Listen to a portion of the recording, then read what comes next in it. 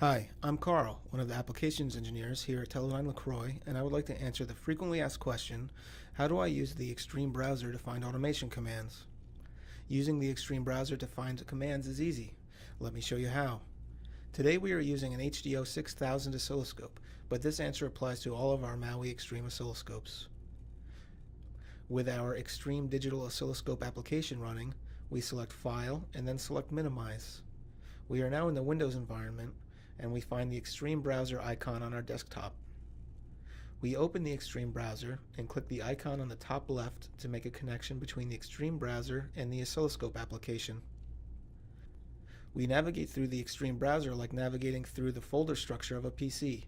Each folder can be selected to reveal automation objects, as well as subfolders, which contain automation objects specific to those subcategories. For example, we navigate to a Save Recall waveform and select Recall From. When we select the automation object, we see the syntax on the bottom of the window: app.saverecall.waveform.recallFrom. We right-click on the automation object, and we can copy the object to paste into another application, or set a value for the object. Here, I quickly change the setting from memory to file, which is immediately reflected in the oscilloscope application. The automation objects can be used in the Xtreme Digital Oscilloscope in the form of scripts, custom DSO, or with our XDev Advanced Customization option. For example, this HDO 6000 oscilloscope has the XDev Advanced Customization option. This allows us to integrate custom scripting with the oscilloscope. Here is an example script that automatically changes settings in the Recall Waveform dialog and then loads 4 saved waveforms into memory.